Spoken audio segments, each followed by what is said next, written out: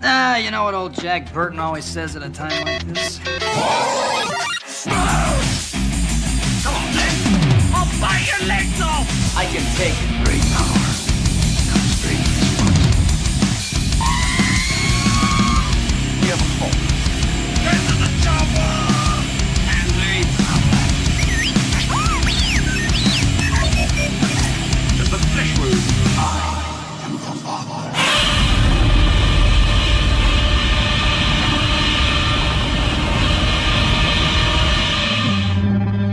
And welcome back to another episode of SludgeCast. This is going to be a great episode because I've got three of my most favorite people right here in the room with me. Actually, I'll say four because Angie's in here too. So we're here with them. Well, I'm so sorry.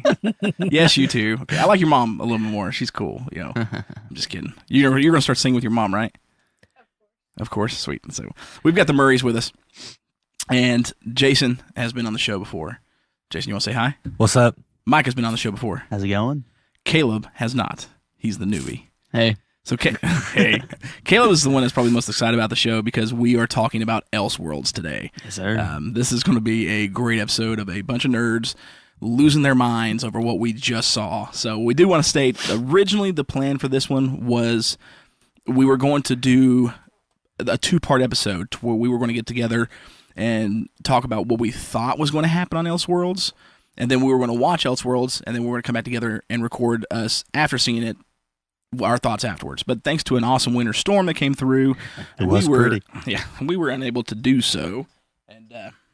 But it's okay. So we're just going to talk about it in full from this end, which is going to be great. But Caleb is a huge fan of Arrowverse, as the rest of us are. So it's going to be a lot of fun. But we will state, first and foremost, Caleb is the baby on the show today. So he's the Tyler. He's the Tyler. That's right. Don't put that on me. But before we get into that, just like we're doing now, we're going to definitely bring some news real quick. A little bit of a newsreel for you guys. I do try to keep cool things that's coming up in the pop culture world on the Facebook page. At least things that I think is interesting and what other people might think is interesting, I try to share on the Facebook page so people are aware. But a couple things I do want to talk about.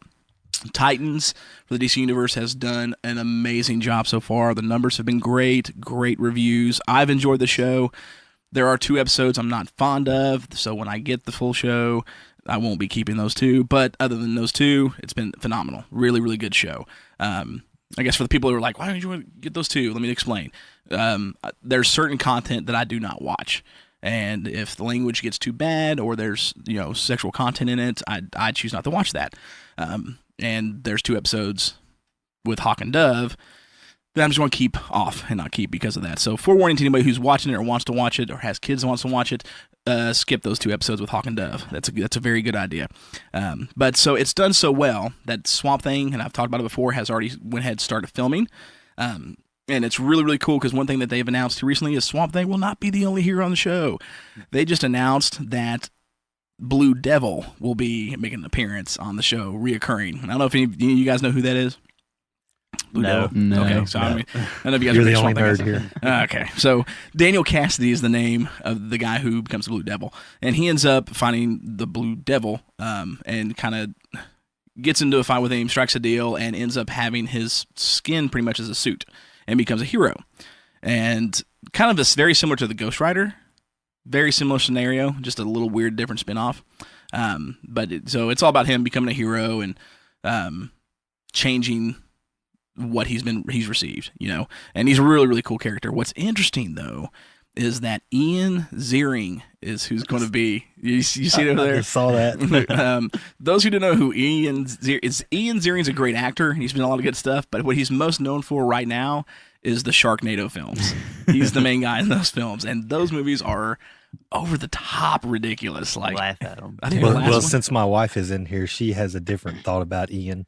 She knows him from way back. way back. 90210. Oh yeah, oh that's right. Oh my gosh. Such a bad show that was. It was Coming from man. the woman who likes Pearl Harbor. Oh yeah, see that explains a lot. If she likes Pearl Harbor, I understand why she likes 90210.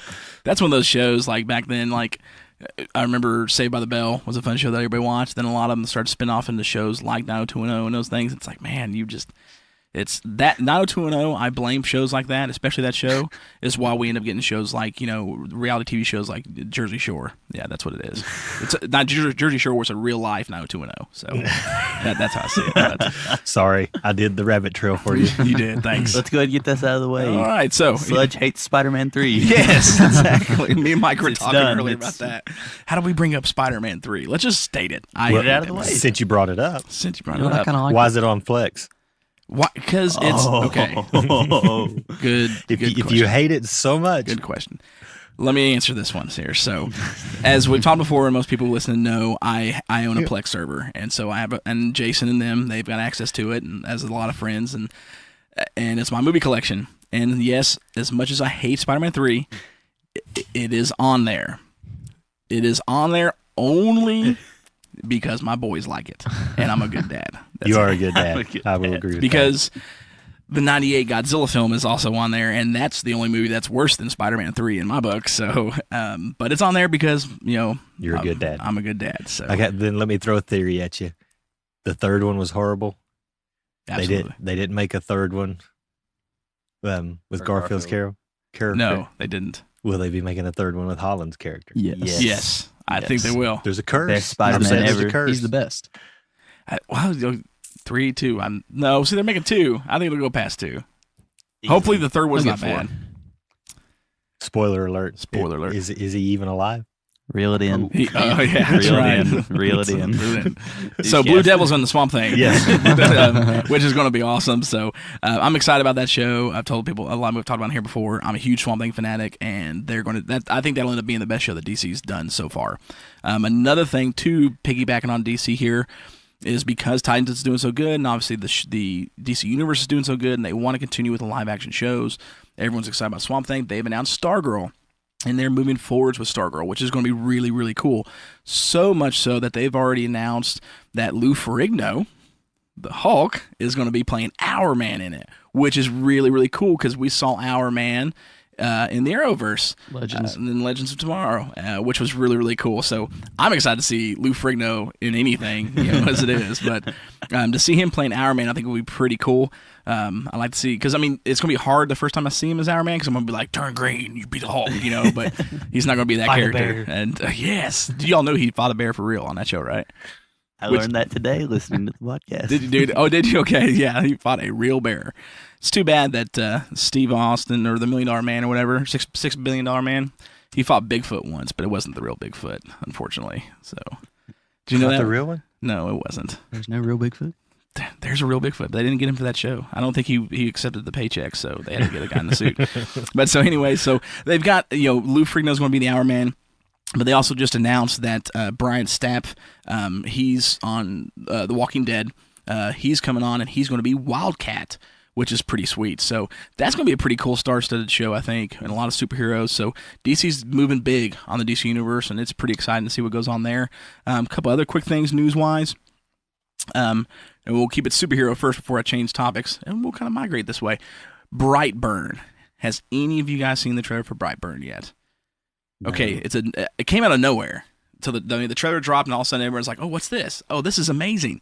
It is a movie that's actually being produced by James Gunn from Guardians of the Galaxy. Whoa. It's directed by David Yarovesky, who did a movie called The Hive.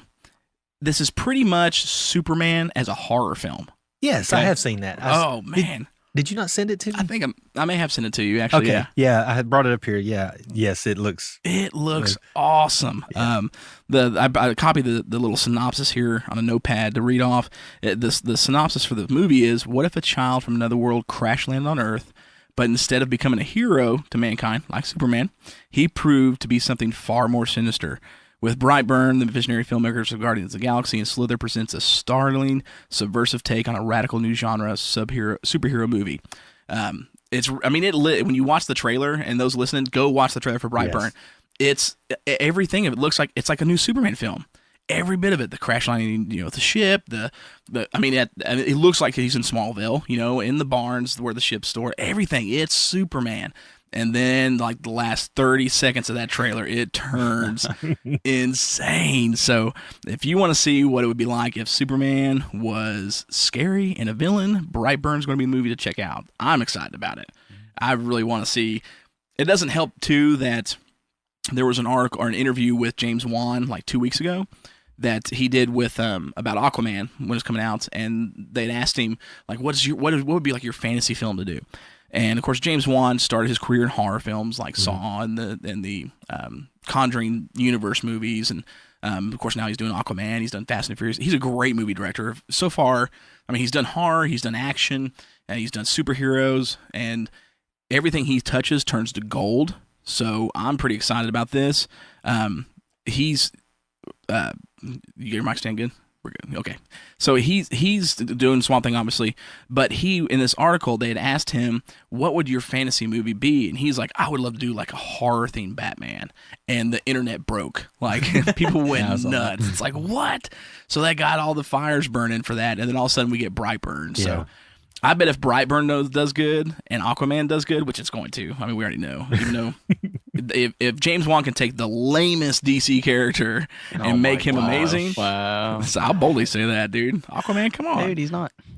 Y'all didn't say that until this Justice League come out. That's Y'all fair. That's didn't. right. He's actually cool. Okay, so He's actually cool. So your all's day, okay? When I was a kid and your dad was a kid. Green pants and Aquaman sucks. Aquaman was. I mean, I remember when I literally do. I mean, a lot of people did when SpongeBob came out with Mermaid Man and Barnacle Boy. That is a straight. They make fun of Aquaman for a reason for that. So, but yes, the new Aquaman is really cool. Rajesh Kuthapali says Aquaman sucks. Aquaman sucks. He does. So, so if James Wan makes him awesome, Brightburn does good, I bet DC will give James Wan a chance at a Batman movie, which would be epic, unbelievably epic. So, two other real quick pieces, and we'll make them really quick because it's really, really fun for me. I'm a fanatic of the Tremors movie series, so is my daughter, and they just announced Michael Gross just came out on Facebook and stated that Tremors 7 is a go, and they started filming it fall of 2019. In those movies, if anyone's seen the original, obviously had Kevin Bacon and Fred Ward, and Gross was also, Michael Gross was in that as well, played Burt Gummer, who was like the apocalypse guy, like a doomsday prepper, tons of guns for everything. He was married to Reba McEntire in that movie. He's pretty much what kept the series going, and he's a great character and really keeps the show alive or the movie's alive. So I'm pretty stoked about it. I mean, I'm the ready. Title card is going to be Tremors 7, another one. It's what it needs to be. They get worse and worse over time. The titles are. I'm waiting, for them to go to Tremors 10. I see it happening, which I just don't understand because they actually filmed a pilot of a Tremors series last year with Kevin Bacon, and they did a full episode and did a trailer for it, and Kevin Bacon was it was all about Val, Imperfection, and Sci-Fi was going to pick it up, and then they dropped it. I'm like, how are you going to do that? Well, I mean, the Tremors movies are still going, like they're super successful. Make a show. So anyways, one last piece of thing, and it's monster movie related. They're doing another Critters movie, and that excites me so much. Growing up, I loved the Critters movies for the biggest reason. I love the Chiodos brothers who did those movies, did that first one. They did another movie back in the day called Killer Clowns from Outer Space, which has become a real cult classic film. They're supposed to be doing another one of those, or a remake, but the Critters I loved as a kid because I remember like my dad and my mom would watch Gremlins, and I liked Gremlins. I mean, it's a great movie, but I liked Critters more, and it harks back to like one real scene, and it's where one of the Krites is what they're called in the film, is sitting there looking at a stuffed E.T. doll, and starts talking to it, and then it doesn't reply back and gets mad, and he eats E.T. And to me as a kid, it was hilarious because I hated E.T. And so I completely fell in love with that movie at that point. And I love there's 4 of them out, and they're absolutely great. They're just fun. They're not Hollywood A movies, you know what I mean? They're not big blockbusters. They're just great B monster films. So the fact that a new one starts filming in January, I'm so stoked about that. So anyways, that's just a few quick news bits. And you guys got anything you want to throw in news-wise that you've heard? No, I'm good. No. Okay. Well, I guess that covers it then. So keep an eye on DC Universe, man. DC Universe is killing it right now with their service. TV only. Be nice if it was TV the only, movies. not movies. Just Yeah, TV yeah. only. Movies are still struggling. But, I mean, Aquaman, so far, the reviews are looking great. I haven't watched it yet. Well, it's because it's not here yet, but it came out in China already, but everyone's loving it. Loving that movie so far from what I hear. So I'm stoked. Yeah. I want to see it. Jason Momoa, he makes a good Aquaman. He does. I thought it was pretty cool. He came out in an article the other day and done some interview with him, and I kind of had a lot of respect for him on this. They were talking about what's it like, because now he's been a movie star for a while and done shows, But Aquaman has really taken him as an A-list actor. Yeah. And he was talking about the difference it's done. Like, it's a huge difference now when he gets off a plane somewhere and is bombarded by, like, paparazzi and stuff. And I thought it was pretty cool because he says, you know, he's made a statement about, and it kind of reminds me of William Shatner, because William Shatner is kind of the same way. If it's just him, he's stoked about it, and he talks to the fans, and he's like, let's take a picture and let's do it and stuff. But then he totally said, now, if I got my kids with me, you better leave me alone. Yeah. And he's like, because I will get cold on you. He's like, I'm there spending time with my kids. I'm not there doing it. But if it's just me, yeah, I'm going to have time with the fans. So I thought it was pretty cool. That is cool. You know, because especially to put it out there, like, yeah, not just start doing it and being cold. yeah, Like, and just letting them know, hey, no offense, but if my kids are with me, but might want to stay clear. Because he literally says, I become a totally different animal when my kids are around, because it's all about my kids. So I thought that was pretty cool. Nice to see in Hollywood, you know, something like that, where his kids are still more important. But anywho, so since we have one topic, because one thing we're trying to do is between the two topics, we'll throw in the jukebox. But since we got one topic, we're going to do the jukebox next. And then actually, I think you got some Stump the Sludge questions, right, Mike? We all three do. Does everybody got Stump the Not Sludge? mistaken. I've got one, but you're going to get it. So it's not well, really Caleb messed doesn't up. because he comes unprepared. That's so fair. That's why he got. He's the Matt now. I know. That's He's why he's Matt got the and crappy- Tyler. I know, right? Do you hear that, Matt and Tyler? Micah talking trash. That's why you got the crappy mic. Caleb. That's true. That's true. So, all right. So, real quick in the jukebox again, like tell everybody, I like positive music. I listen pretty much to just Christian music, but I mean, if it's not Christian, it's at least positive because I don't want anything negative in my life whatsoever. And I was trying to think of a band to listen to, and Demon Hunter just came out with some new singles that are really, really good. And I almost played one of them, but some friends of mine from the touring days, and they're still going, but Justin Olmstead is a guitar player for this band, and we were really good friends, and they're called Righteous Vendetta. They put on one of the absolute best shows I've ever seen in my life. They're one of the most fun bands that we've ever toured with, that I ever toured with, and their music's great. They're real hard, real edgy, but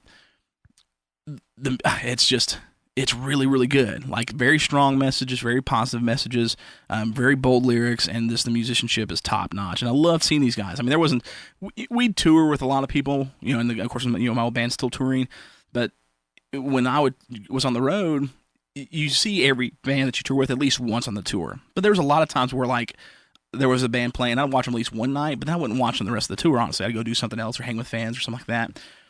When we were on the road with Righteous Vendetta, I saw them every show. Like, I didn't miss them. They came through Johnson City with, was it with Thousand Foot Crutch? No, Thousand Foot Crutch was a different show. Anyways, they came through Johnson City a couple years ago, and I was like, I gotta go see them. You know what I mean? So anytime I get a chance to see them, they're great because they put on one of the best shows. And Ryan and Justin are just great dudes. Ryan's voice is one of my absolute favorite voices in rock music, and they just came out, getting back to the point here, with a remaster of a previous record called The Fire Inside, and they called it Reignite The Fire Inside, and that song off that album is my favorite song from them, period. So I was like, that's got to be the one to play. And a really cool story is, for that one, is actually one of Ryan's, if he listens to this, Ryan, I'm sorry, I'm spilling the beans on this, it is one of the most difficult songs for him to sing, because they actually do a key change, and which is not heard of in metal. Like, metal just doesn't do that anymore. And they do a key change in the last chorus of the song, and it's epic. It's so good. It reminds me of like Michael Jackson's Man in the Mirror key change. I mean, it's high. Like, it goes way up there. And it's very difficult for Ryan to do. But Ryan, man, he toughs it out. So when they actually came through Johnson City a couple years ago, I went and met up with him there and got in, and I ended up bringing a pizza and stuff. And we're hanging out. I'm like, dude, Ryan, you guys have got to do Fire Inside. He's like, really, Chase? Like, do you really want us to do it? I'm not planning on it. I was like, please, man. He's like, maybe, okay? You know how hard that is.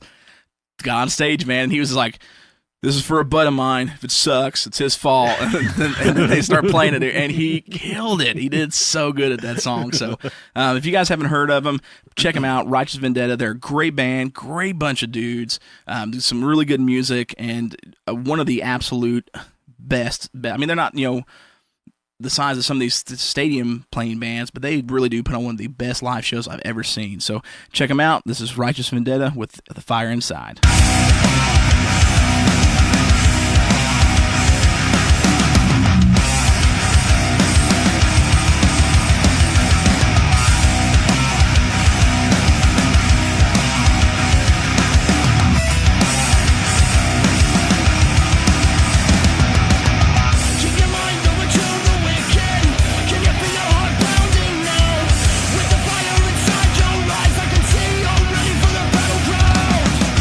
Victory for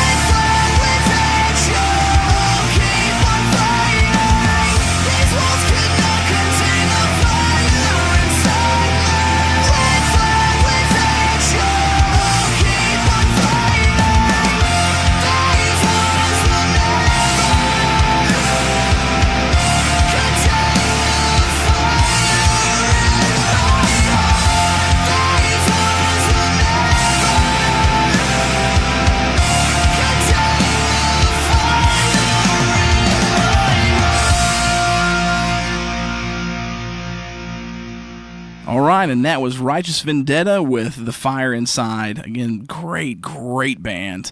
If they're in your neck of the woods and you ever get to see them, go see them. You will not be disappointed. They put on such a good show. So, all right, well, let's get into it. It's Elseworlds time, man. So, okay, let's see if we can do this. I know we've seen it, so it's kind of maybe a little difficult to separate this, but what was the expectations going into Elseworlds? What was you expecting to happen? Caleb, let's start with you, dude, because you got that glow like a pregnant girl, like I'm going to pop. It's like right that now. when we were talking about Grinch, like Exactly, which is a terrible movie.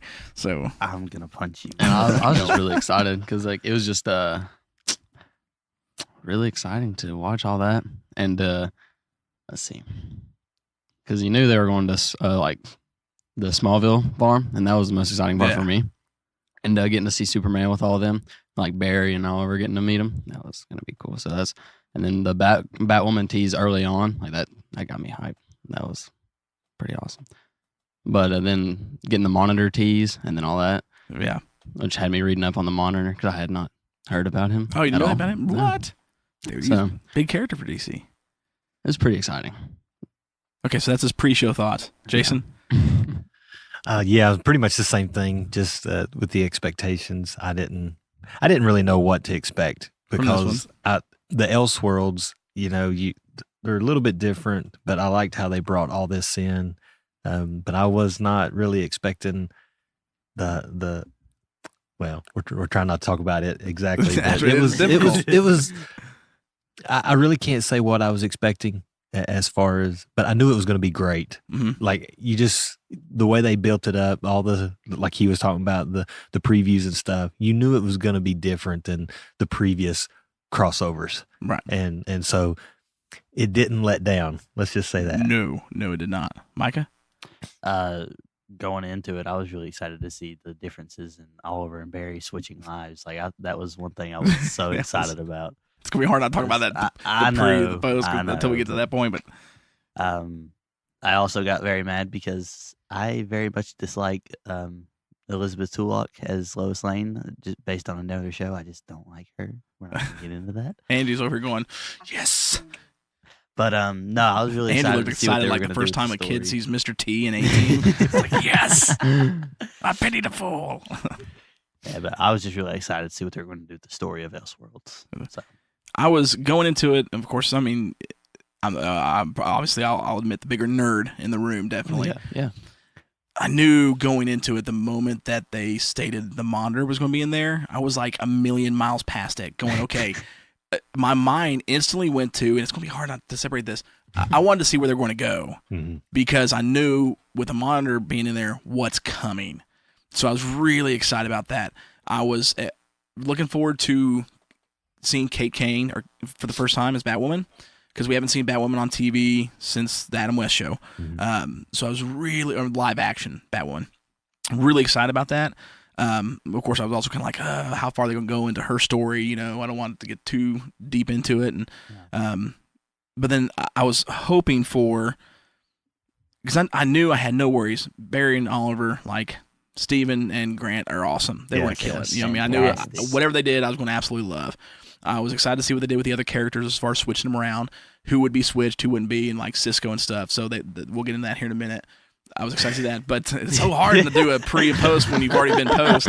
But I think one of the things I was most excited about, or looking forward to and hoping to, was them putting some kind of a staple on Batman. Yeah. You know what I mean? Like, because it's been difficult, because when you look at Gotham, we know finally, I mean, you're seeing Bruce become Batman in Gotham, and then this upcoming season, you finally, the last episode, get to see Batman. So I'm pretty stoked about it, because DC will not let go.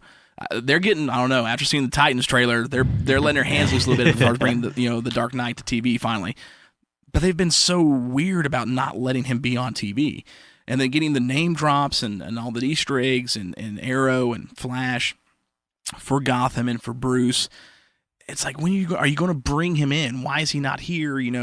What's going on with Batman? And I feel like they finally gave us a really good explanation. So that put, I was excited about that. So all right, so we'll jump in now. So now we've seen the show, okay, and talking about Batman. We'll just start with that, because that's going to be a big thing too. get that out of the way. They made sense with it, and I'm excited. You know what I mean? The 3-year absence, which explains... It's a little mystery. Yeah, you know, why... What's he doing?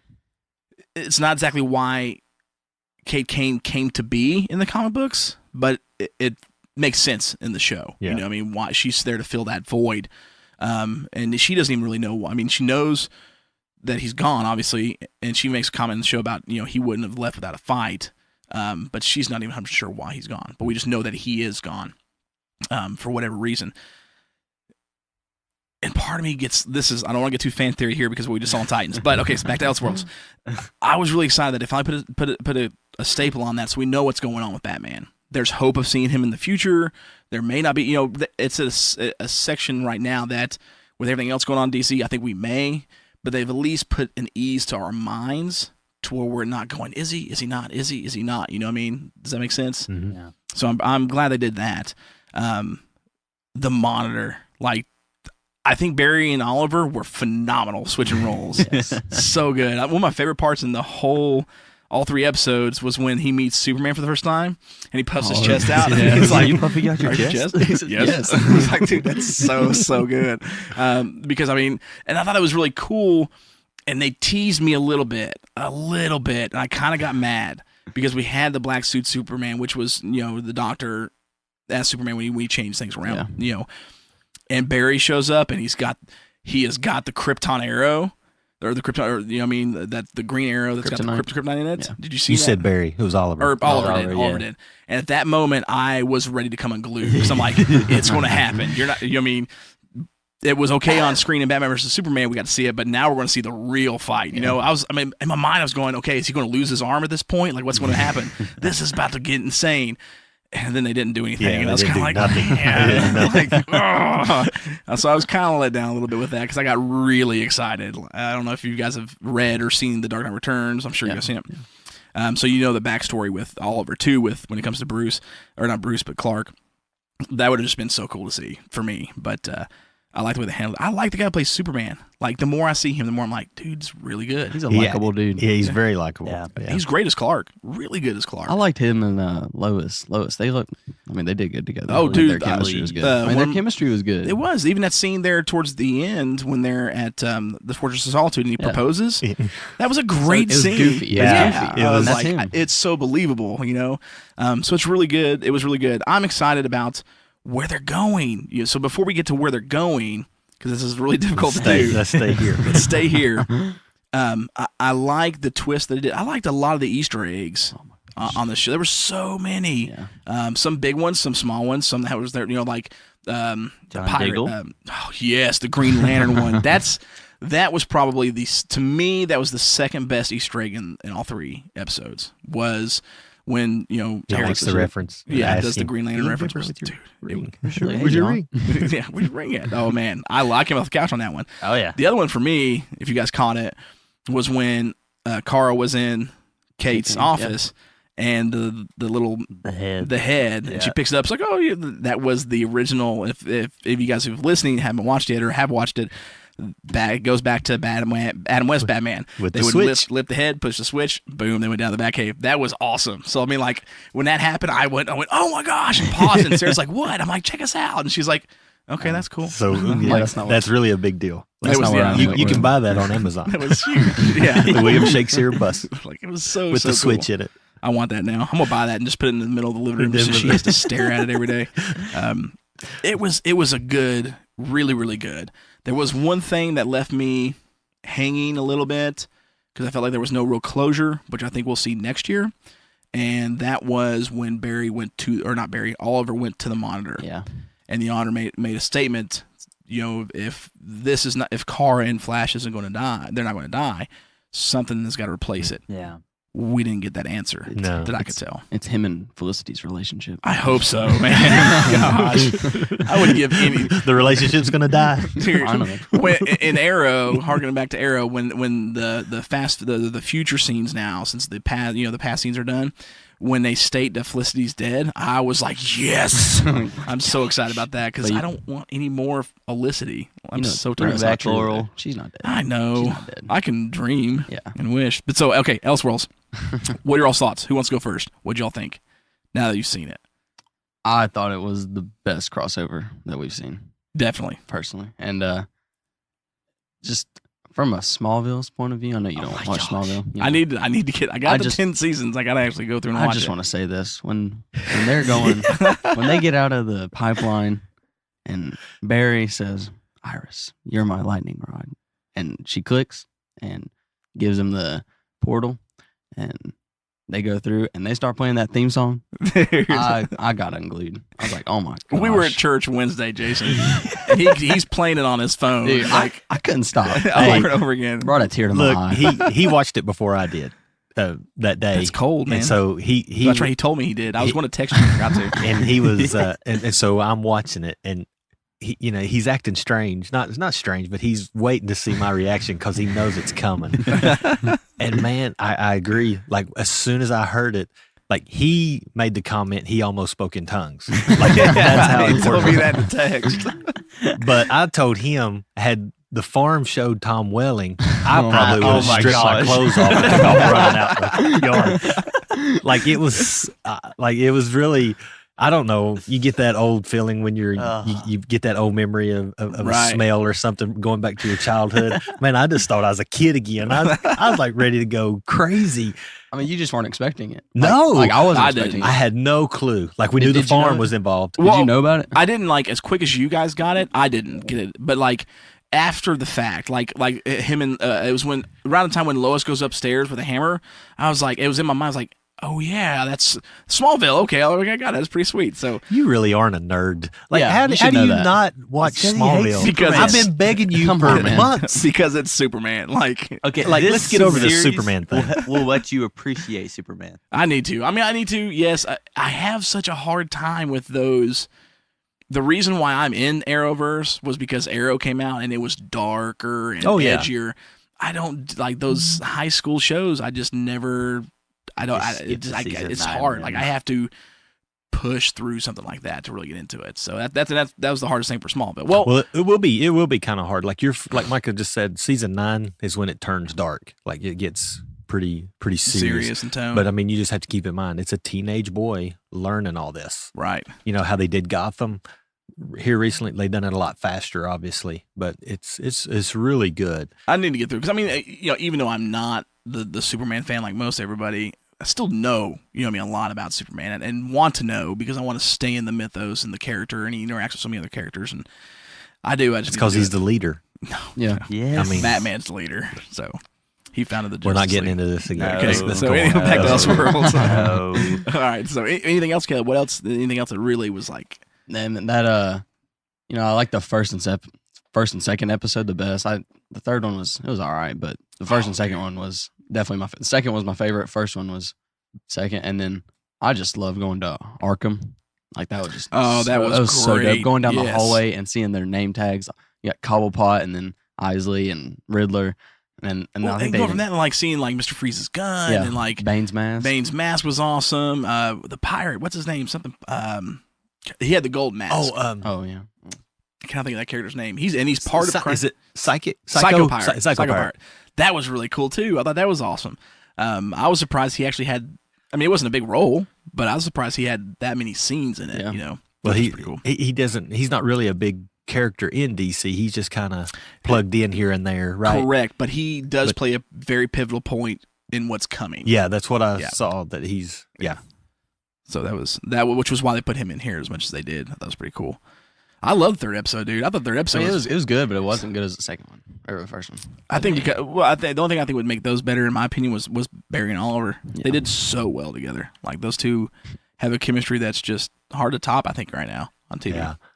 I thought one thing I took out of it was I thought Kara her role seemed really good. Like was they consistent, really really established consistent. her and kept her grounded, and I thought that was probably the best she has done Yeah. even in all of Supergirl. Mm. Like I thought they really made her character really solid. I loved where I have to agree. They really did very much more of a leader, Yes, than she has been in in her show.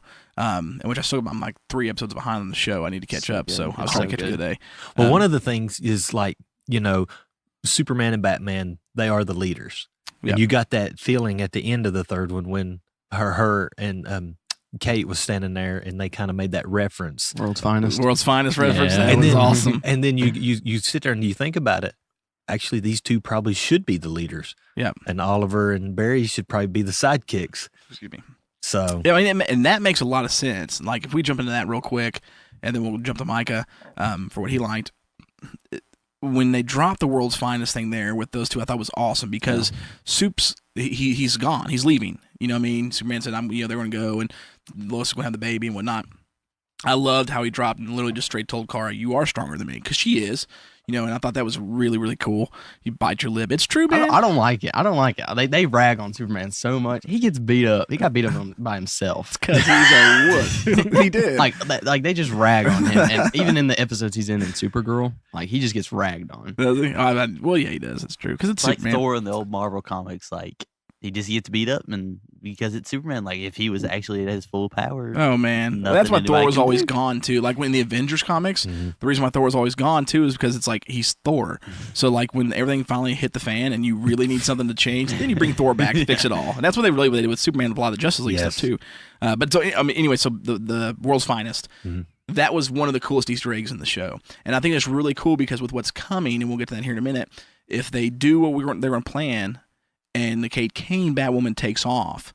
I really think that because of that Easter egg that they did there, that drop, they can really open up to something really cool. Replacing the Batman, Superman, like you said, with Kara and Kate, which would be pretty sweet, I think. I don't know that I would put Barry and Oliver as the sidekicks because they're no, they wouldn't be because they're already so popular. Right, yeah. But you would see how that would become. That would be really cool. I didn't thought about that. That's really cool. Micah, what do you think? Or Jason, anything else you really liked about? I've got more, but go ahead. No, go ahead. You watched more than I did.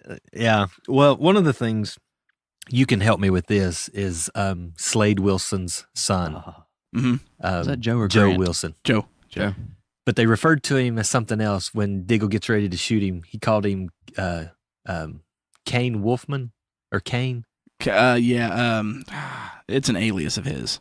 Okay, so it's not nothing. No, nothing. So it's still him. It's still him. Yeah, but it's an alias. That was one of the things I was caught. I was just like, I know that's okay. Yeah, that's just an alias. That's what that would be. Okay. And the only other thing is Alfred is the password. That was awesome. Wi-Fi password is that episode really had like the most Easter eggs in that one. Like it was. I probably have to go back and watch it because I'm sure I missed so a ton. many. I know I had to have missed several too. Micah, your thoughts about the Elseworlds? One of my favorite scenes in the entire thing was how they introduced Kate Kane in the bat suit, her dropping down onto. I'm like, that's how you introduce a member of the Bat family, right there. Slow motion shot dropping onto a van, just like him in the Dark Knight. That's what I was thinking. Yeah, I guess I was that. This is good. Dark Knight all the way. But other than like the main characters, I loved how the side characters went. Like Caitlin and Cisco, I thought they were fantastic. Oh man, so good. Cisco, the bad Cisco was Mr. great. Ramon. Mr. Ramon. No, I didn't loved. give you permission to touch me. Yeah, saying that to Superman, it was great. So good. But yeah, those are some of my highlights. Well, I cutting in on him. One of the things I about forgot was one of my favorite scenes was when Scarecrow's gas came gosh. and at first, like for a very split second, I was like, "What is going?" And then I was like, when they done it the second time, I caught it, and I was like, "That is killer." That was sweet. That whole sequence. Yes, I just gave a better understanding of each other. What they absolutely. That's all it was about. To that bar scene a little bit later where they're sitting down together. It's like, man, I still love where he's like, "I'm not hugging you, Barry," which I thought was great, but. That to me was awesome. Because Sarah first was like, "What is it?" I'm like, "That's where it said Kranon." I'm like, "That's the Scarecrow." She's like, "Oh, the hallucination." I'm like, "Yeah." So it was really cool because it really showed them at the heart what they're dealing with, but then they both see it, at the same time and understand. Yeah. So I mean, that was really, really cool. That sequence was one of the coolest sequences I think for the show. It was everything about this. I really like that. That was solid. Hey, the whole thing will be on the Plex in a full feature movie length. length. Yep. I did that with Invasion. Did you guys see that? No, I watched it. So Invasion, I'll have to go back and watch this one again because I really liked Invasion because I liked that storyline from as a kid with them. So it was really, really cool. I loved how Oliver and Kara were together for the first time, and what it did for Oliver. because Oliver is human, but yet he's toe to toe with all of these other, superheroes, and then Kara shows up, and that's a real button heads for him. That's somebody who he really doesn't know how to be better than. So that's one of the reasons why I like the Invasion a lot too. But with Invasion, I took all 4 episodes and put it together in one feature-length film. Did not know that. It's awesome. Yeah, so it's on there in the Really superhero enjoyed that. movies playlist. You can watch Invasion all the way through. Now I'm gonna do the same thing with Elseworlds too, because it's just awesome to do it that What way. about the other one? Crisis. Crisis. Yeah. I didn't because there's only 2. You really I can't like do that it. Or, one. That one was or good. not Crisis. You mean Brave and the Bold? No. The first one? The one where they're like Nazis, They're opposites. opposites. What was Yeah, that one Crisis called? on Earth X. Yeah, Crisis, Crisis on on Earth. Earth. Yeah, yes. No, I haven't done that one. I don't know why I haven't done. I've got I the love shit that episodes. One. That one. That was good. I like that was one more pretty than Invasion, actually. What is Yeah. wrong Yeah. with you? I love that one. So Invasion, that one probably is better. But I just, for me, Yeah. as a kid watching that story, especially the Invasion story and reading it, I love that one. So, but I'm gonna do the Elseworlds the same way for this one. All right, so the Monitor. He's got to be talked about. That was one of the things too. Of course, now with Psycho Pirate, the reason why he's in there is because he has a lot of dealings with the Anti-Monitor for Crisis on Infinite Earths, which obviously at the end of the show they let it be known. Fall of next year, Crisis on Infinite Earths. That I came unglued. That was the moment where I came off the couch screaming, and my wife's like, "What is it?" And I'm like, "It's Crisis on Infinite Earths. Like, this is going to be epic." I'm unbelievably stoked. There's so many questions now. I think more than answers because of how Crisis was done versus what was done on Elseworlds. Because you lose Barry and you lose Kara. They both died in Crisis on Infinite Earths. They almost died, and they did. They teased. Was it me and you was talking about that? Yeah, they teased it. Yeah. That was really kind of, and I didn't think about it until you said something about it. Of them dying in the 3rd episode was really a tease to Crisis on Infinite Earths, which I thought was pretty cool. I thought that was really, really awesome. There's a lot to build to it. So, it's interesting because what really happened in Elseworlds is ultimately like the beginning of Crisis on Infinite Earths. Yeah, he's just preparing them. Yeah, getting them all ready. Yeah. I'm super stoked to see, because what happens when you go to, the gist of Crisis on Infinite Earths is the Anti-Monitor. The Monitor protects all universes, and oversees it all. The Anti-Monitor eats them. He just destroys everything, and he's coming. And that's who he's talking about in the show. Something bigger. This crisis is coming. Yeah. He's got to stop it from happening. So what he ends up doing, the Monitor does in Crisis on Infinite Earths, and this is for, I don't know how much you guys know, and for anybody listening, he pretty much takes the best of the best in all 52 universes, all superheroes, and puts them on one Earth, which becomes Earth Prime. And it's also the only one that survives, because the Anti-Monitor eats the rest of them. And then I think the point for that too is, for what we've got in Arrowverse, is it's going to bring everybody back together. Yeah, on one planet. You know what I mean? John Dickel, Green Lantern. Yeah, so that's got to happen. So you'll have everybody. No more multiverses. No more. Kara's on Earth 38, and I don't think we'll get Jay the Flash over, because it's not from Crisis. I just don't think that's going to happen. But you'll have Barry, Oliver, Supergirl, Superman, everybody on one planet finally. What I think is interesting though is how far they're going to go with Crisis, because you had like Superman, for example. Okay, you had Clark, Superman from Earth 1, so our Superman, but you also had Superboy Prime, who was from Earth 4, I think. He was from one of the other ones. So do you bring Superboy, or do you fill that role with Kara and change it to where she does stay alive? Because unless they plan on canceling Supergirl's show, she'll die next year. There's a lot of questions of how are they going to plan this out. And Barry, they've been teasing Crisis since season 1 of The Flash. That's what's got me confused, because it always says 2024. Yeah.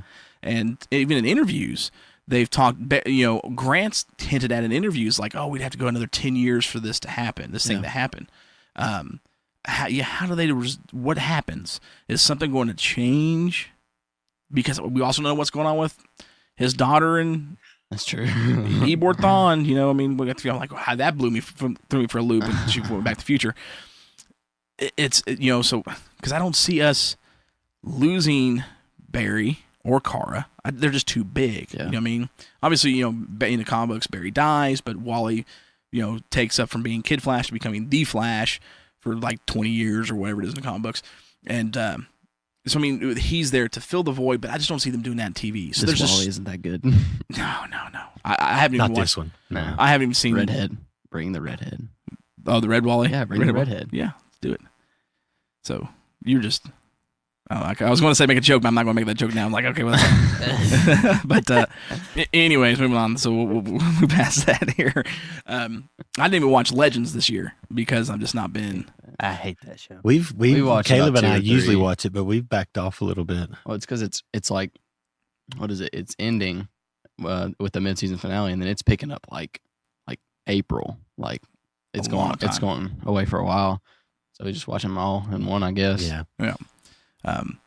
I'm interested to see where it goes. I mean, there was a lot left open, but it's going to be pretty sweet, I think. I almost don't even want to see them do all of Crisis yet next year. Like, I would like to see them start it. You know what I mean? Like, bring it down to the 4 Earths before everything ends with just Earth Prime. I don't know. What do you guys think? Where it's going from this?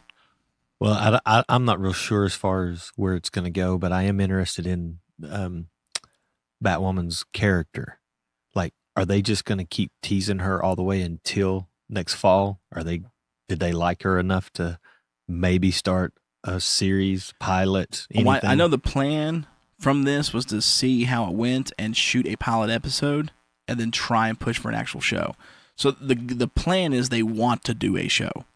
But I don't know that and we're kind of still waiting to see because this all just kind of finished, Right. This past week, to see how the reception was on whether or not how far they'll push that and keep her as just a throw in or a full show. I think she'll get a full show because she really, to me, the moments that she was on scene, she stole the scene, but she just wasn't on enough, in my opinion. Yeah, but would the show be too much like Arrow? Because that was Caleb in my conversation. I thought her character was really. You're right. She didn't get a lot of screen time, but at the same time, it seemed like, well, this is just Oliver starting all over, like Right. mad, brooding. I just think the they whole. I think they can open more up with her because it's Gotham Mm, than you could with Oliver. But with her, because of her background, especially with the military, I don't know. I mean, it really could. I mean, the tone could really go straight into the beginnings of Arrow again. You're right. I didn't think about that. That would be interesting to see. Would people? But again, people would like, oh, I don't care. It's Batwoman. You know what I mean? definitely.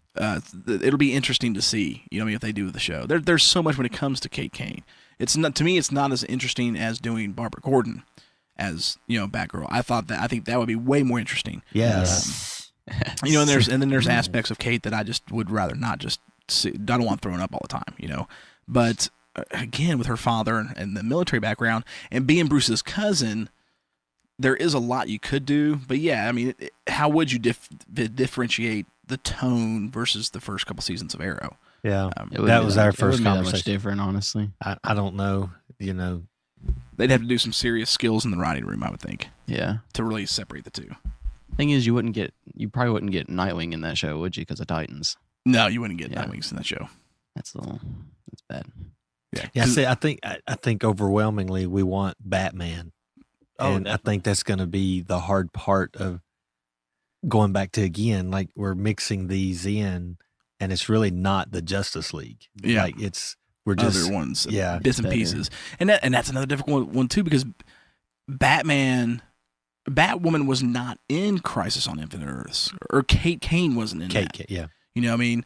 But Batman was a big part, but we don't have that. Obviously, I think they'll use Kate Kane to fill the void, and so do they just go through with her and just kind of fill the Batman void with Kate and kind of blend in a little bit of Bruce's stories and make them hers? Or, I mean, there's just so much that they can do. I don't know. It'll be interesting to see.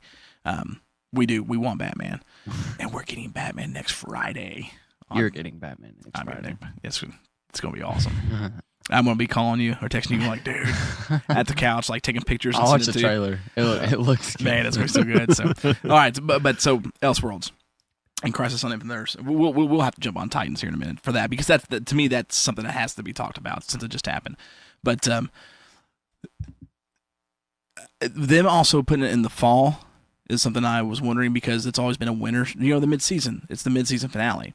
With this being fall, they're not changing the scheduling next year. It'll still be the same scheduling. Mm-hmm. Will this be a longer crossover, or will this be a bigger crossover? You know what I mean? Like, that'll be towards the end of the shows, won't it? Well, the shows end in winter. The mid-seasons are it's wintertime, and fall would be. Well, I don't know, because that's the way I took it. This is still considered the fall season for them. Yeah. Well, yeah, maybe then I guess because that was my thing. It's like, well, it's winter, so we're getting it earlier next year, or it's not winter yet, Chase. Like it's a couple more weeks, man. Like, when snow hits, it's winter, at least down here. But yeah, I think that's still considered the fall season. Okay, yeah. So he's right. Like toward the end of the shows. That's the only time I'm gonna let you be right. Okay. I'm just kidding. You stumped a sludge. So hey, we've done it before. It was. I mean, yeah, it happens. It does. But Elseworlds was awesome. I mean, 10 out of 10. It's 9 out of 10. 10 out of 10. I'm running through my head real quick. Hold on. Will Sludge give it a 10 out of 10? 10 out of 10. I'm gonna give it a 9 out of 10. 9.5. Because Elicity was still in it. Oh. Or Felicity. Elicity. You still had that little moment. Elicity. You still had a little bit because of she was still in it. I just don't. Can't stand her. I can't. When she came in, the mood just dropped. It did. Like as soon as she came into a scene, like it was all happy go lucky. I kind of agree. Dropped. Like when they first brought her in, it was just like, Yeah. It's like they. Did you tell her? Did you tell her? We don't care. It doesn't care matter if you told her or not. Just get her out of here. She's gonna complain either way. She is. I think. Well, what's interesting with her, and I don't know why they haven't done it yet, and they may, is calling her Overwatch. I mean, that's Birds of Prey. Overwatch. But again, though, she was Barbara Gordon, in a wheelchair after Jokers and stuff. But it's like, they're teasing Birds of Prey on DC Universe and stuff. Like, could we go there? I mean, we've already got. We've got Kate Kane. She wasn't part of it, but she could be. But I mean, you've got Black Canary. You've got White Canary. We've had the Huntress. Just missing. Well, no, we're not really missing anybody. Right there we go. We've got them. I wonder if they go something that route, because she's changed, but I don't like the way she's changed. No, she's not worthy of talking about it anymore. No, so let's get is she in the Spider-Man 3 category? Oh, she's close. Yeah, I mean, I don't like her. Who's a bigger disgrace, her or Bryce Dallas Howard in Spider-Man 3? Because she ruined Gwen Stacy. Yeah, Bryce Dallas Howard, definitely. Okay, definitely. Yeah. Everybody ruined everything in that movie. So Grace. He ruins Peter Parker and Spider-Man. The emo. Although that was a better Venom. No, it wasn't. What are you talking about? Like, I wish this was on video, y'all, because y'all should have seen Chase's eyes or Sludge's eyes right there. This was Jason's last show. No, I'm just kidding. Man, that movie is so terrible. It's one of those things where I could talk about that because it gets me so fired up. Elseworlds. We're going back to Elseworlds. We're not talking about Spider-Man 3. Let's come back here. So I think it was. I'll give it a 9 out of 10. Not solely because of Felicity, but Felicity would be part of it. Yes. I think I would give it a 9 out of 10 because there was just a couple things where I think they could have really gone a little further and made the fans lose their minds. A case in point would be Oliver and the Black Superman. Even though it's not really Clark, seeing that would have been absolutely epic. Yeah. So go a little bit further. Martian Manhunter, he made an appearance, but he didn't really do anything. He didn't do nothing. Yeah. Save some civilians. Oh, who cares? It's like, it's like, man. Hey, I'm here. Yeah, I was disappointed with that. So is the stop sign across the street. So that let me down a little bit. You know what I mean? So there was those moments. Just a few of them, and again, I really kind of wanted more Batwoman than what we actually got. So just those couple pieces throughout the 3 is not getting enough when they really had the opportunity to go above and beyond. Was why I do a 9 out of 10 out of it. I wanted more John Wesley ship. I did. Yes, I did They too, didn't get none of man. them. No.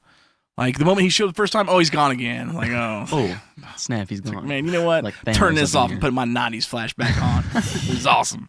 Which I'm still a bigger fan of than the new Flash. I love the new Flash. I love the show, but I'm still 90s Flash is it, dude. Yeah, it's had a rough few seasons. Review. Dude, I mean, one of the biggest things with the 90s one too, especially, is Mark Hamill's the trickster. Like, that's about of course, when you watch that one, have you seen that one, the 90s Flash, Caleb? The one he Bits gave. and pieces. Bits and pieces. You need to watch the trickster episodes Okay. because you'll straight up go, That's the the Joker. Yeah, I mean, That was all one the of way. the, yeah, I love him as the Joker. Man, he's the Joker. Like Heath Ledger did a phenomenal job. Everyone's done a phenomenal job, but Mark Hamill's the Joker. That's just all there is to it. No, What? sorry. Heath No. Ledger, bro. No, Heath Ledger was phenomenal. It's their genre. The You're fact not gonna that win you right, can you're sit right. yourself in a hotel room and like make yourself go insane for a role, like Dude, but what about Jared Leto? Jared Leto sent Jared Margot Leto Robbie sucks. a birthday present of a dead rat because he was so in character. Jared Leto's just a freak killer. I feel like Oh, how do you- I don't think he had to put himself into that character. I think that's who he is. Jared, yeah, I agree. Yes. Jared's definitely, he's an interesting character. I mean, anytime you see him Fight Club or that John Lennon movie he did, he's just really out there. Yeah. He's really good. But dude, no. I mean, when you think of the Joker, it's Mark Hamill because the voice is more than anything for the Joker, and nobody does the Joker's laugh or their style better. Mark Hamill created the Joker. I feel Why like. so serious, Chase? Oh, very nicely done. So, all right. So, I mean, yeah. Well, I mean, Elseworlds was awesome. 9 out of 10. So you're giving it 9 out of 10. I'm giving 9 out of 10. Well, probably close to that, but my fear is that's the bar now, and I don't know how they're going to top it. Elseworlds. Yeah, You think? like next fall, I don't see the crossovers being. Depending Man, on I mean, how- it was yeah. really good. It was the best. I mean, Invasion is my favorite so far still. Maybe if I watched Elseworlds a couple more times, I might like it more. But I mean, I still, just because, again, nostalgically for me, that storyline, I loved it. I mean, that's my favorite. But the best, yeah, I mean, Elseworlds definitely is the best crossover. And that is a pretty high bar because they did very well with this. I mean, it was the best part. I think it was the best of any of the show's seasons. Like this season, the best part of all three of the shows. Did you like Christopher Reeve's Superman? Yeah.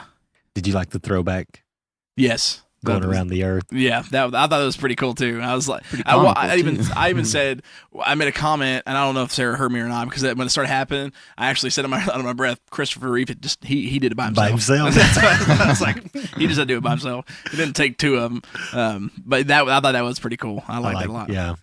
Lois wasn't dying or anything, but whatever. No, I guess she technically was. She was close. Nah. I could only think about She was that. already dead. Berkeley. I could only think about that how it should have ended Spider-Man when he's like yelling at Superman to bring Gwen Stacy back. I haven't seen that one. I gotta watch more of those. Gosh. I was like, finally watched the Predator one. And it was great. So, but all right, yeah, Elseworlds. It was awesome. If you guys haven't watched it yet, listen, you got to watch this. I mean, even if you don't watch the shows, like watch those three. It in has order. enough story on its own in a way to. I mean, you really could. I really wish they would release especially this one. yeah. But I really wish they would release the crossovers as a feature-length, like DVD. You know what I mean? That's why I put Invasion on, and I'll do with Elseworlds, and I need to do the Crisis, too. I'm glad you reminded me of that. Because you really can watch it as a solo film. I mean, and it's so good. It's so good. I mean, I really do think that so far has been the best episodes for all three seasons, like by a long shot. And Jason, you're right. It is a new bar that they have set. But, I mean, next year could be huge. But man, and then again, thinking about Crisis, there's so many people you can pull. I don't think going into Crisis on Infinite Earths that we have enough heroes yet. There's not enough heroes, not even just heroes, but villains too. Because the Monitor doesn't, in the books, he picked villains too. Yeah. And you had to see a lot of big villains team up with heroes. And we just don't have enough, like I think, I mean, Joe Manganiello, or not Joe Manganiello, dang it, but what's his name? The guy who plays Deathstroke. Manu Bennett. Yeah. Yeah, he'll come. I think he has to be. You know what I mean? Would be a great villain. You got to have Martian Manhunter. I think getting you wouldn't have Zoom, but you'd have Ebor Thawne. You know what I mean? Having Reverse Flash come in and having a team up with Barry. There's a lot of things you could do to make it really, really cool, but there's not enough yet. To me, there's not enough. Unless they bring Legends back in, because Legends has brought in so many other heroes. They probably will. That would probably be You almost have to unless you don't You start got to. integrating. Yeah, more. because there's not enough to fill it out, and plus you cannot. There's no way you cannot do Crisis on Infinite Earths in 3 shows. I don't see that happening. They'd have to do it on the minimum 4. Yeah. So you get 2.5, 3 hours. Well, they've got Damien Dark. What? Bring back Damien Dark. Shut up. No. Actually, no. I like Damien Dark. I love Damien he was Dark. awesome. They did not. I hated Damien Dark. What? The worst Damien was season of awesome. Arrow. Dude, he was. Worst. I'm trying to think of that actor's name. Dang it. The guy that played Damien. He was the only reason that second Street Fighter movie was any good. Did y'all ever see that? The Story of Chun-Li? It's a terrible movie, but he's in it. And he's awesome. He's so good. I know he's in. What was it? Is he in the Captain America? First Dum Captain Dum America? Dugan. He Yeah, he's plays in the Yeah, first Captain America. he's Dum Dum. Yep. Yeah. Yeah. He looked dumb, but he I looked thought cool. he was cool. He was awesome. And he was great as Damien Dark. My only problem with that season, he was not.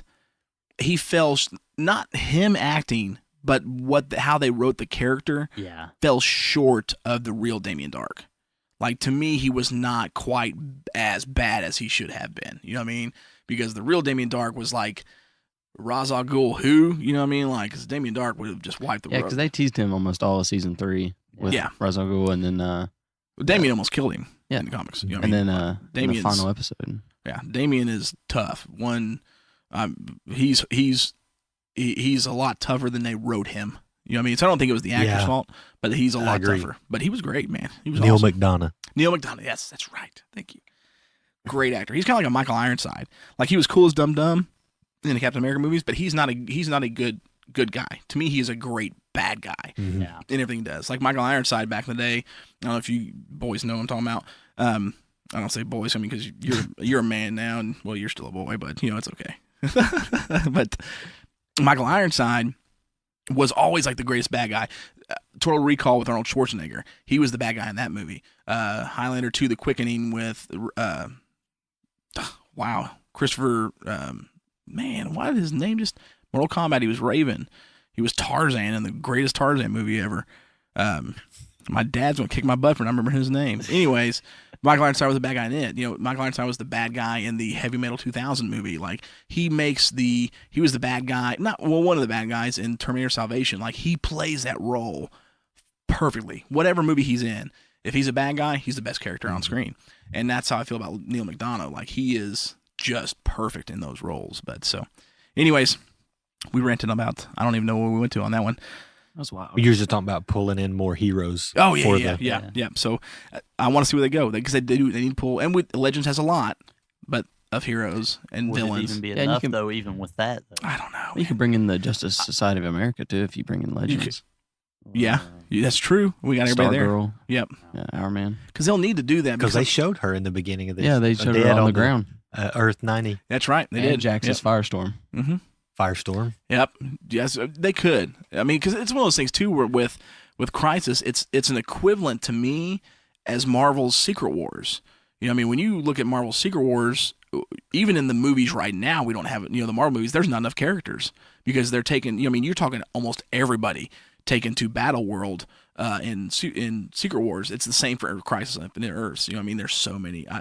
There's so many I'd love to see, but I know there's going to be tons that they can't bring. That wouldn't make any sense. So it'll be interesting. I'm excited to see what's going to happen, and I'm excited to see who, because I think they'll start adding more heroes as it comes for next year. Like, we'll start seeing more people show up on the Flash and Arrow. Well, I liked your theory on the villains too. Yeah. Like, that's the I didn't even think about that. because they've got this first or next season Mhm. and the rest of this season To to bring build in- that. So yeah.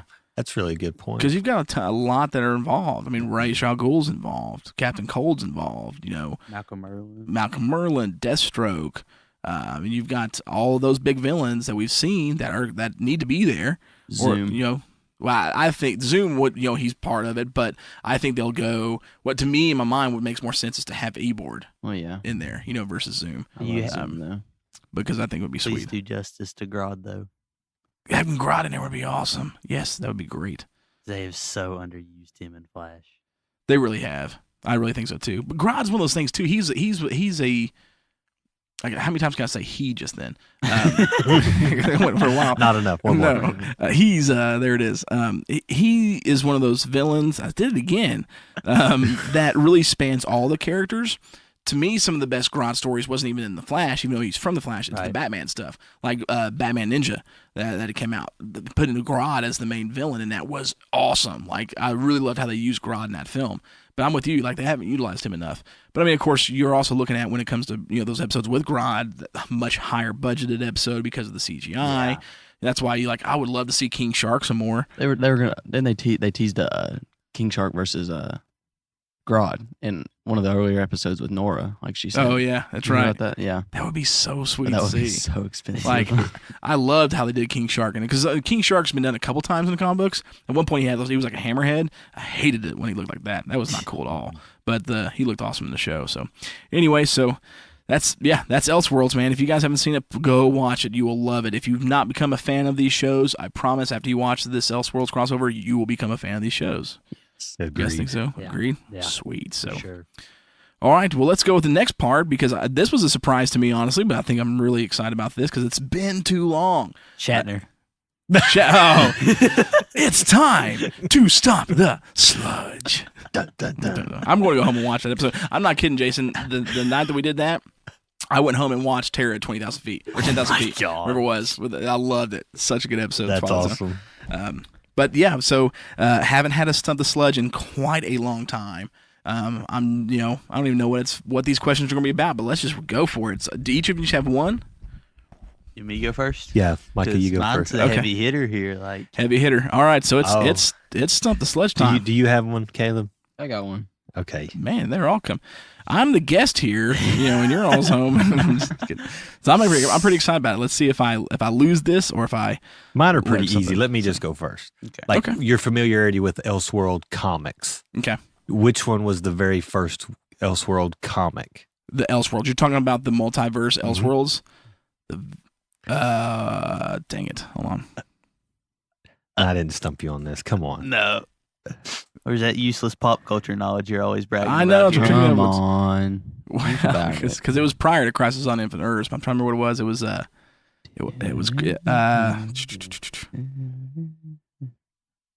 was it? No, it wasn't Crisis 3. I don't know. I don't know what the first one was. No. Maybe it's the actual Elseworlds comic first one they put their stamp on. Oh, I don't know that one. I don't know which one which one it was. Okay, well, it's I was hoping to trick you because the answer is actually Batman Holy Terror. Was the first one they put the stamp on that? It was the first one they put the stamp on, but then they retroactivated it and they put Gotham by the Gaslight was what they originally started, okay. but it does not have the Elseworld stamp. Okay, gotcha. So Gotham by Gaslight's really cool. have you read Holy Terror? Oh, I may Have you read Holy Terror? no, No? but I've read enough about it. Okay, I haven't okay. read it, but No, I haven't yet. it's since you don't know the answer, one of the most intriguing part of it is Bruce Wayne is ordained minister in this one. Really? Yes, I did not know that. Yeah, That would make sense with the Holy Terror. Holy Terror. That's pretty. I want to go home and read it now. I want to go buy the comic book. So that was mine. Was the Elseworlds? That's pretty cool. Imprint. I like that though. I didn't know that. All right. All right, I'll go next. Okay. Okay. So I had one on my phone, but I decided to go against that one and ask an actual part of the Elseworlds show. Okay. Part of the show. All right. So second episode, they're going through Arkham. And Yep. They're going down the hallway. On each of the name tags, there was different Batman villains. Yep. But one of the name tags was a producer. Do you know who that was? Was a producer. We had Cobblepot was on the left. Yeah. You had Guggenheim. Yeah. Yeah, that was it. I had to go. I was like, I'm a little like, this is the way my mind works. Okay. You had to go back and I had walk to down the visually hallway. walk to the hallway. Yes. To go, okay, remember he was on here. That was the name here. And then yes, Guggenheim or That was Guggenheim. good. Guggenheim. Yeah. Awesome. That was good. That was great. That was I wanna was give you really an easy cool. one. That was pretty cool. I'm gonna give you an easy That easy one. I thought that was had some difficulty to it. All right. So my question also pertains to the Arrowverse. Okay. So why do in the Arrowverse the Kryptonians, instead of having red vision, have blue vision when it comes to using their? Are you talking about the heat vision? Yes. In Arrowverse, why do the Kryptonians have blue vision? Was Clark's blue too? Mm-hmm. Yeah. It is. That's what sparked the question earlier today. We watched it again. Why is it blue instead of red? In Arrowverse, because they're not from Earth 1, their sun's different in their universe. Technically, that's correct, but it's basically because it's reversed. They have laser vision instead of heat vision. Okay, gotcha. So it's a different type of actual vision instead Yeah. of heat vision. Okay. Yeah. It was thought actually because weird because their eyes glow red before Yeah. they shoot them, blue. And then then they it shoot shoots the blue. blue. Yeah. Well, And okay. everybody says blue is the hottest part of the fire. Right, So, right. Well, that was because on 38, their sun would be more powerful and Right. stronger because it's younger than the Earth 1 sun. Right. Okay. I thought That's that fair. one was just weird. But I didn't even notice that too. It never really dawned on me no, about the change in that. it's weird. I have another question. Okay. He's got another one. What was the 87th episode of Arrow? The 87th title. episode. What kind of question is that? Go down the hallway in your Go down mind. the I hall. know. Sludge. 23 episodes a season. You know, I'm just messing. we're in the season. We'd be in season 4 at that point. He doesn't know the answer himself. Okay. I just- He didn't Like, even Google gosh, it. Gosh, so, well, sweet. Got anything else you guys want to add? Who would win in a fight, Godzilla or Gamera? Godzilla all the way. Man, we had a big time. I don't know if you guys listened to the Monster Movie Stomp Down. Oh yeah. You listened to it? yeah. That was a I pretty. We ended up once we ended that episode, we talked for probably another 20 minutes about that literal subject of who would win between Godzilla or Gamera, because that's tough. I mean, Godzilla would whoop him, but Gamera doesn't quit. You know, what I mean, it's just one of the things like. Oh, Gamera. Yeah, I'm gonna Gamera's have awesome. to make you watch the Gamera movie. Dude, the 90s Don't ones. make me watch that. They're good, So man. good.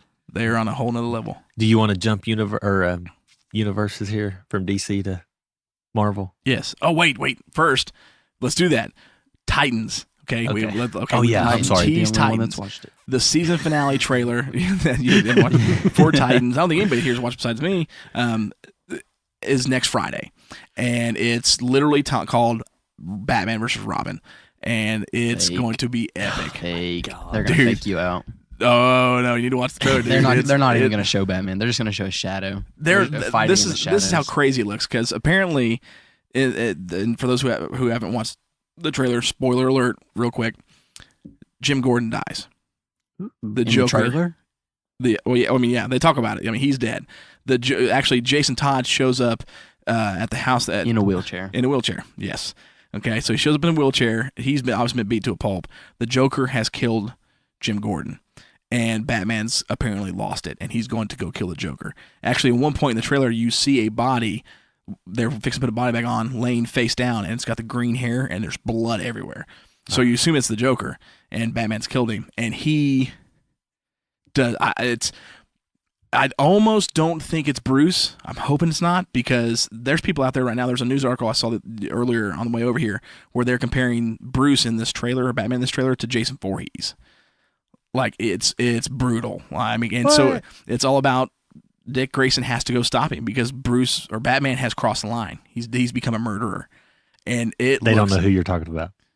Jason What? Voorhees? Friday the 13th. Oh, okay. I was like, wait, Crazy. go ahead and explain. So he's crossed the line, and it's going to boil down to Dick fighting Bruce. That's what it's going to be. Those two going head to head, Why? Why are they fighting? because Bruce has crossed the line. He's killing people now, from what the trailer sees. But then again, I almost am wondering if it's really Bruce, or if Setting it him up. pulls from the Nightfall storyline, because when Bruce disappears, I can't remember his name. He ends up becoming Azrael, but a guy replaces Bruce. Why can't I think of his name? Dang it. Michael. Are you talking about Azrael? It's Yes. Michael something. Yeah. So when he replaces Batman, or puts on dons the cowl in the Nightfall series, he does cross that line, killing people. And so I'm wondering, like, could it be him? In the name of the order. And we just don't know yet. You know what I mean? It's interesting. Like, I'm interested to see, because, You gotta let me know. dude, I will. Okay. If it's cool, I'll be like, look, you can watch it. I'm gonna send it to you so you can see it, because you got to see these two go toe to toe. It's going to be interesting. I did not see it coming this year, because everything's been set up so far in this season about Raven, really setting the characters up. I mean, it's mostly been, as far as the story and the backlogs of everything, it's really been about Dick Grayson and his change. The last episode, he burned the suit. Like, he's not Robin. He caught the suit on, burned the suit down. And so we're seeing his transition into Nightwing, which is going to be awesome. But you've got, Donna Troy's in it, which is really cool, seeing Wonder Girl. Like, I haven't considered it too much, but there's an awesome scene of her and Dick Grayson running together in a alleyway, and of course she's jumping like 50 feet in the air and whatnot, but he's still keeping track with her and stuff, and it's really, really cool. But you see Raven's story being set up, and Stargirls or Starfires, and so everything's is a real good setup. I just did not see them ending it with Bruce and Dick going toe to toe like this. Now this is the season finale, right? Yeah, Literally just watched the trailer. Yeah. Did you? Dude, oh my gosh! Does that not look insane? Like. Michael Lane. Michael Lane, yeah, okay. So that's what I'm wondering too. Is like, could it be Michael Lane and not Bruce itself? Because that would make more sense. Because I mean, if at this point, if they're really doing what they're fixing to do, there's no coming back for Bruce. You know what I mean? If he's crossing the line like he is in that trailer, and what seems to be happening, man, that's just going to be insane. Bruce killing people. He's been gone for 3 years though. In Arrowverse, yes. So I'm interested to see what's going to happen. Those who haven't watched Titans, it's absolutely crazy. Again, please don't just skip the Hawk Girl and Dove episodes. Everything else has been unbelievable, top notch. I mean, it's one of the best DC shows I've ever seen. Like, it's so good. Yeah, well, I can't make that call. I can't make that call. But so now we say that. Let's jump ship. Yeah, in-game trailer. Yes. Okay. Where do we begin on this one? First off, it broke the internet, or broke YouTube. Stark. Oh, it had to. 289 million views in 24 hours. Do what? Matt. Wait, Tony got off the planet. Oh, when Matt talked about it? Yeah. He did. He got off the planet. But you know what? Without nobody's help, which was interesting. I feel like Nebula helped him. Yeah. But then where's she at? She's on the ship. In the back room. She's on the bathroom. Okay, yeah. she's in the bathroom. I get with that. It's a private moment for she's Tony. a machine with changing her oil, I guess, or something. Yeah, there it is. She's just somewhere in the room. Yeah. She's floating out in space. Yeah. She can survive with no oxygen. She'll be okay. Yeah. Tony won't be. It's not right. I'm really disappointed because the beard's gone. Let me state that, okay? Yes. Steve's beard is gone. That disappoints me. The trailer really, to me, made... This is my takeaway from watching the trailer. It's going to be heavily, heavily, heavily centered and focused on Tony and Steve. Yes. From what I've seen this trailer, okay?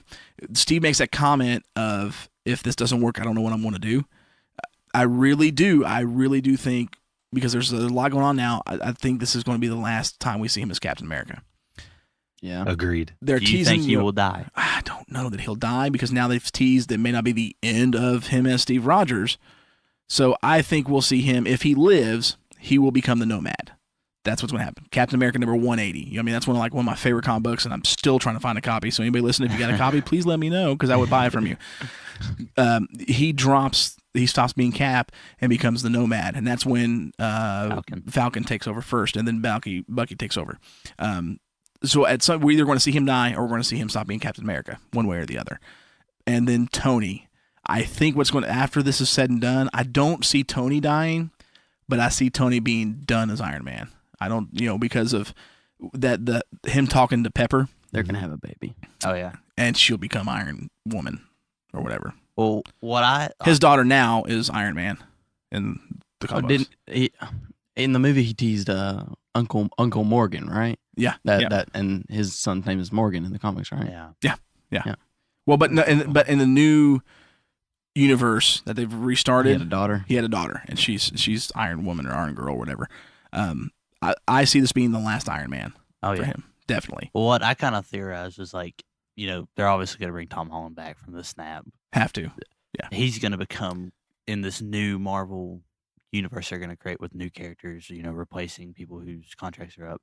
He's going to become the new Iron Man character because he's kind of become Stark's son in a way. I can see that. Well, I mean, you look at until Iron Woman comes into the picture. Yeah, well, and you look at the comics too, though. He leads the new Avengers. Yeah. Or Nova, and who else is in the team? So you can bring a lot of them back. So I could see Tom really stepping up because he's signed on for multiple pictures. Yeah. But my takeaway, this is going to be the last Captain America and the last Iron Man. I think Tony's going to put that down. If they don't kill Steve, he will change from being Captain America to the Nomad. Then with Ant-Man's appearance at the end, I think I'm right. It's all going to be about the quantum realm on how they go back. You know what I mean? To fix everything, they'll have to go prior to the snap to do it all. But it still left a lot of questions. But I love the tone because tone, you can tell they're still feeling it. Well, Black Widow, when she says Thanos did what he sought to do, 50% of all is gone. You know, that was crazy. Yeah. So, what did you guys think? Shuri confirmed dead. Yeah, that was. What? Did you see her My in the Panther background? sister. They were flashing through the people that were dead, and Shuri popped up. So who's going to fix Vision? I didn't notice that. Yeah. I did not notice that at all. I need to go back and look at it again.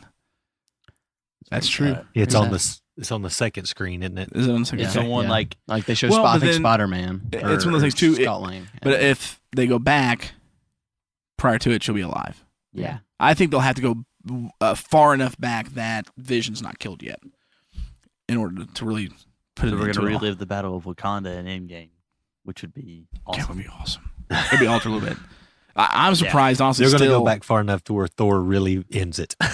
Yeah, they need With to. Captain Marvel. It's a 30-minute movie. It's all Yeah. it is. It's very short. It's a short. Rabbit, It'd be give me real my quick. hammer. There's so much. I mean, because there's a lot that they pull from the Infinity Gauntlet books, but there's a lot of this that's pulled from the Infinity War. And what surprised me there is we've had no Magnus whatsoever. So it'll be interesting to see. Now, I thought the name of this one was supposed to be Avengers Annihilation. That was the teased name. Okay. But They said nobody has guessed the name. Literally guessed the first week. Somebody guessed Endgame. They said y'all haven't guessed it. really, Endgame. Psyched us out. I like the name. I do Oh like yeah, that. it's good. Yeah, I mean, it's going to be huge. It's going to be a huge emotional roller coaster ride for a lot of people, because I mean, you look at it, and I was trying to explain this to Sarah. This is 11 years of filmmaking Coming to a close. I mean, this is the final close to this phase of Marvel. I mean, so you're talking 3 Iron Man movies, 3 Thor movies, 3 Captain America movies, 2 Ant-Mans, but Black Panther. Doctor Strange, 4 Avengers, 2 Guardians. 2 Guardians. So you got all these films. It's all been culminating to this next year. It's all coming to an end. And then to add on it, the final actually filmed cut of Stan Lee's final cameo. That's gonna be so. Rough. Well, yeah, because we're also getting Captain Marvel before. Yeah. So Captain Marvel's part of this phase as well. Can't forget that. But yeah, dude. I mean, that's going to be. I'll be crying in theaters. That's all there is to it. I'm just ready for it. I've accepted the truth in my heart that I'm gonna be in that seat and bawling like a baby. So to me, it'll be tough for Steve because I'm such a big Cap fan. Oh yeah. But yeah, I mean, especially Stan Lee. I mean, because we get his last 2 cameos. Something that's really cool that I would really like to see them do, because there's a theory out there, and Kevin Feige has even been like, I'm cool with that actually being a real thing. Is Stan's cameos actually being him being one of the Watchers, being Uatu, from the comics, which would be really, really cool. And then they could keep him alive because they did with Carrie Fisher in the last Star Wars. You know, I mean, they can keep him going through, and I'd love to see that. That would be so cool to always have Stan in the movies and him really be Uatu and him always being the Watcher over Marvel. Like, that would be epic. I mean, I think it would be awesome. Yeah. But that's stretching off there. So Send that in. They'll do it. Oh, they've already Kevin talked Feige, about it. Yeah. Kevin Feige has always been like, that's great, and I'm totally down for that. Yeah. He thinks it would be awesome. So I'm excited. To me, the best movie next year is going to be Godzilla King of the Monsters. Oh yes. Without question, okay? And y'all mark our words here. Oh, It will be. me and Chase, dude. Sludge right here. It will be the second highest grossing film of the year next year. Easily. I think it will be better than Captain Marvel.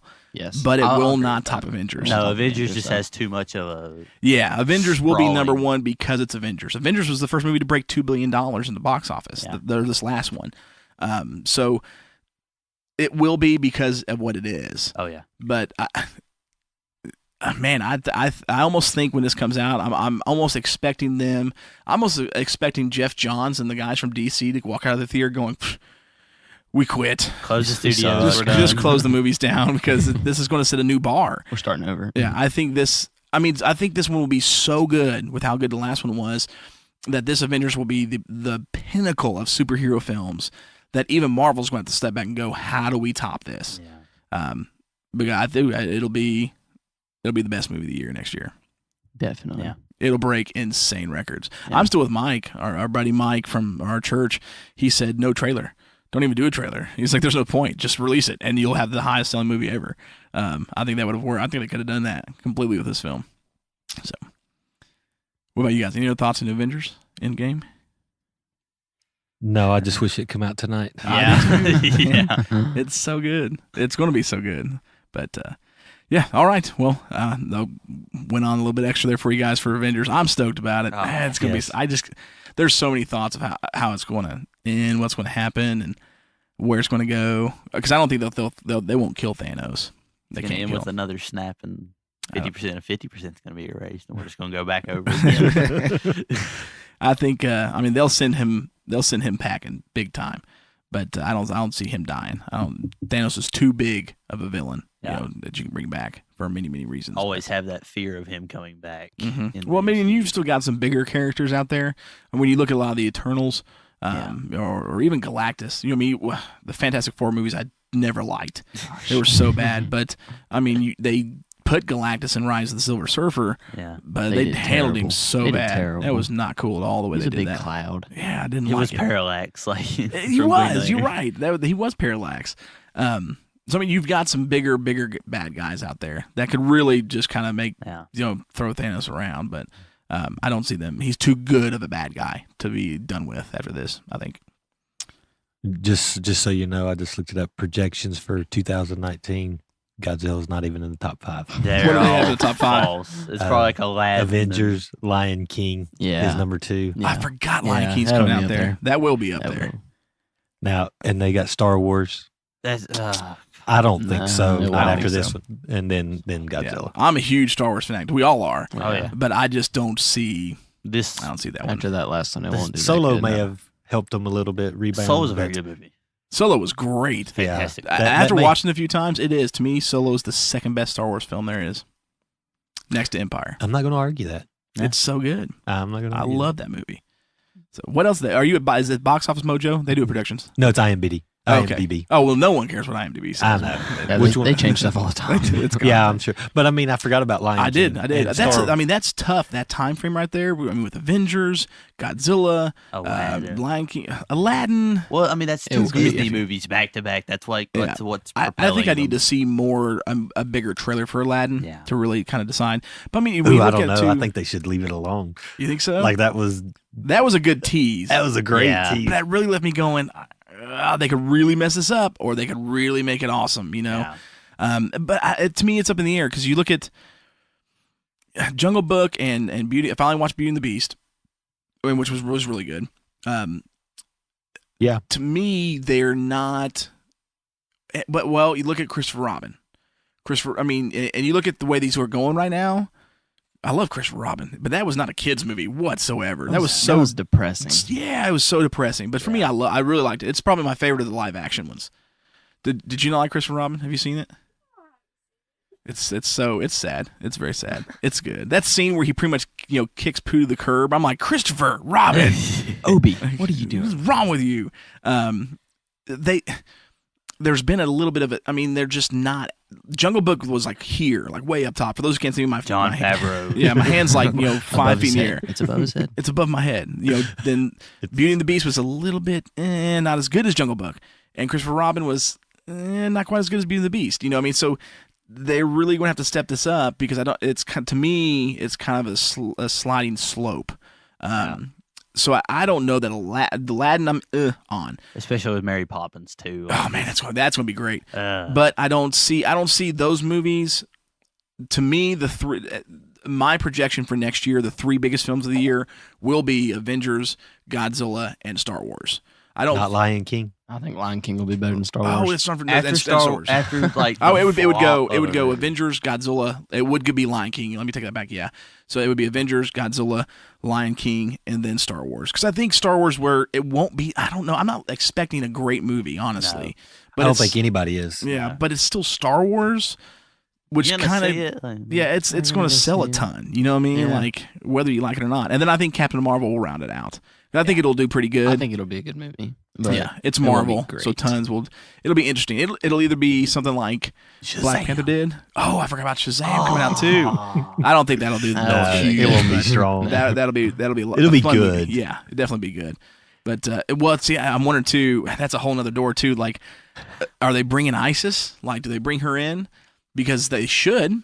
Because she's such a huge. She's probably one of the biggest, baddest Shazam villains. Yeah. But the problem is, we've got a real life ISIS crew out there, so like, are people going to get all offended and be weird if you've got a character named ISIS in the movie, even though the character has absolutely nothing to do with the terrorist group or none of that stuff? So I was wondering, that's just something I'm personally wondering, like, is that who they're going to do? Because she's awesome. Like, she's awesome. She's such a good villain. But for Shazam, but it's like, I don't see them doing it. Well, they aren't doing Black Adam because he's getting his own movie, right? Yes. But So the plan there, because The Rock's scheduling couldn't line up with Shazam, the plan is to do Shazam, Rock do the Black Adam, and then those two actually come together in the film. Okay. From everything I've heard, that's where it's going to go. Because, The Rock as the Black Adam is going to be awesome. Yes. I'm stoked to see that. But so, yeah, Avengers is going to be number one. There's just no two ways around that whatsoever. But I'm telling you, Godzilla's going to surprise a lot of people next year. A lot of people. Just look at the previous two. So you got Godzilla 2014 is the first giant monster movie to hit those kinds of numbers. It did over $500 million worldwide quickly. Then you look at Kong Skull Island, almost $700 million. Then with the trailer reactions alone, how good King of the Monsters looks. Oh man, I think if it doesn't hit $1 billion, it'll cross $1 billion with ease. This new one, big time. Yeah. I was excited, and I'm not even a huge Godzilla fan. Micah's like, look at this. I was like, that looks cool. I've lost my mind. I don't know how many times I've watched that trailer, dude. So good. It's 30 awesome. times at least. They've gotten it perfect. They've nailed this one down to a T. Well, especially having the 4 biggest known kaiju out That's of what's going to make it. Yeah, Yeah. that's one of the reasons why it's going to sell as well too, because you've got so many bigger monster names out there. Because Caleb, if you don't know, or you probably don't know, like Mothra and Rodan both have solo films. And Mothra actually, she's been in more Godzilla films than most any other monsters. Yeah. Plus, she actually had her own series that was extremely successful. She's got 4 solo films overseas that were very, very good. Well, the third one with Ghidra was not that great, but Ghidra looked awesome. But so you've got, the 4 biggest names of that company, Other than Toho. Kong is RKO, but Yeah. So but it's gonna be awesome. It's gonna be so good. So good. I really hope they change the name of Kong versus Godzilla to Apex. That would be awesome. That would. It's going. The title, what as far as I know, is Godzilla versus Kong. But yeah, they are filming it it's under the filming, title Apex. Which the way the trailer looks, I don't know how that. To me, Godzilla vs. Kong is not going to be a big enough fight. Gotta have more. Has because to be Ghidorah there. I think so, dude. They know what they're doing. Has to. If they listen to the sludge, you'd put Ghidorah in there, and Kong Godzilla have to go, take him out finally once and for all. So, Yeah. All right. Anything else? Anybody? This has been pretty good. I've had fun. Yeah. This has been a lot of fun. Yeah. I like Caleb. Yeah. yeah. It's inadequate. But adequate. Okay. So It's been whelming. I'm whelmed. I am whelmed. So, all right, guys. Well, that's it for tonight. Again, we thank you guys so much for listening to the show. If you haven't checked out Elseworlds, all 4 of us tell Highly you, endorsed. Yes. go Yes. see it. It's just watch it. It's an unbelievably good crossover. If I could, I would just share my Plex with everybody, and everybody could watch it as a feature-length film because I'm gonna get that taken care of. But all right, thank you guys. This is Sludge. This is Micah. Smallville. This is Caleb. Y'all have a good night.